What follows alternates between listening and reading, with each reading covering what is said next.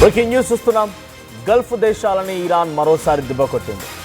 నిన్న Iran president పెజెస్కియాన్ ఒక కీలక ప్రకటన చేశారు. మేము ఇజ్రాయెల్ అమెరికాతో యుద్ధం చేస్తున్నాం, గల్ఫ్ దేశాలతో కాదు. ఇకపై గల్ఫ్ దేశాల ఎటువంటి మిసైల్ డ్రోన్ పడదు, గల్ఫ్ దేశాలు ఎటువంటి ప్రమాదానికి మేము కారణమవ్వము, గల్ఫ్ దేశాలు ఎటువంటి అటాక్స్ చేయము అని చెప్పి ఓ కీలక ప్రకటన చేశారు. అంతలోనే ఆయన ప్రకటన చేసినటువంటి కొన్ని నిమిషాల వ్యవధిలోనే మళ్ళీ వరుస అటాక్లు మొదలయ్యాయి. దుబాయ్ ఎయిర్పోర్ట్ ధ్వంసం చేశారు, ఖతర్లోని ఒక కీలకమైన ప్రాంతాన్ని అటాక్ చేశారు, కువైట్ పైన దాడులు జరుగుతున్నాయి. మరోవైపు బహ్రెయిన్లో ఉన్నటువంటి అమెరికన్ రిజర్వ్స్ పైన, వేర్ హౌసెస్ పైన, అమెరికాలో ఉన్నటువంటి బహ్రెయిన్లో ఉన్నటువంటి అమెరికన్ వెపన్ రిజర్వ్స్ పైన, వెపన్ గోడౌన్స్ పైన ఈ అటాక్ జరుగుతోంది. అయితే దాడులు ఆపేసామని ప్రకటించి మరి గల్ఫ్ దేశాలని ఇరాన్ ఊచకొత్తకొస్తోంది.